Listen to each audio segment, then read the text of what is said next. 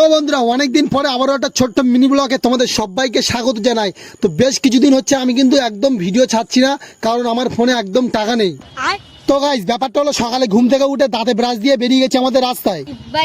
আর এটা হলো আমার মাসির ছেলের মেয়ে, মানে আমার দাদার মেয়ে। কেমন ভাবে মুখ বাড়িয়ে দেখছে দেখো। দাঁতে ব্রাশ দিয়েছি মানে কলে তো আমাকে আসতেই হবে, তো সেই কারণে কিন্তু কলের ধারে চলে এলাম। দাঁত মুখ ধোয়া কিন্তু আমার কমপ্লিট, আর এবার কিন্তু আমি বাড়িতে চলে এসেছি। আর আমার জন্য কিন্তু এখানে ফ্রাইড রাইস, চিলি চিকেন সবকিছু রেডি করে রেখেছে। আর এগুলো কি শাক তোমরা কি বলতে পারবে? এগুলো কিন্তু মাঠে ঘাটে হয়। আর এই দেখো আমার বাগানের অবস্থাটা তোমরা শুধু একবার দেখো। অনেকদিন হচ্ছে কিন্তু আমার গাছে কিন্তু শশা ফুরিয়ে গেছে, আর এবার কিন্তু আমার গাছগুলোকে কেটে দিতে হবে। লাগিয়েছিলাম তো আমি শশা বাগান, কিন্তু এটা আবার কি ফল ধরলো রে বাপ। তোমাদের সাথে আজকে আমি একটা দুঃখের কথা বলবো। তো ব্যাপারটা হলো, আমি কিন্তু শশা বাগান লাগিয়েছিলাম আর ভালোই কিন্তু প্রফিট করেছি, বুঝলে তো।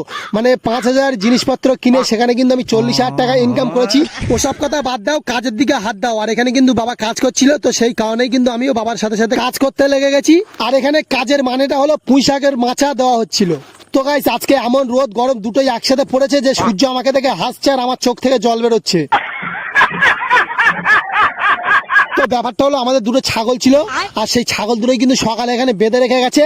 আর এত রোদ পড়েছে, ছাগলগুলো বলছে যে আমাকে বাড়ি নিয়ে যাবি কখন। তো সেই কারণেই কিন্তু আমি চলে এসেছি মাঠে, আর ছাগলগুলোকে কিন্তু নিয়ে বাড়ি যাচ্ছি। ঠিক আছে, তোমরা কি এনাকে কেউ চেনো? এনি হচ্ছে গুরুদেব। তো গাইস ব্যাপারটা হলো, আমাদের প্যানের চেনটা কেটে গেছে। ঠিক আছে, তো গাইস এখন আমি প্যান্টের চেন লাগাচ্ছি। আর তোমরা কি করছো?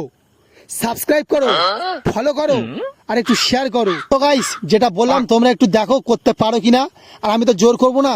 তো চলো সবাই ভালো থাকো, সুস্থ থাকো, আর সবাইকে ভালো রাখো।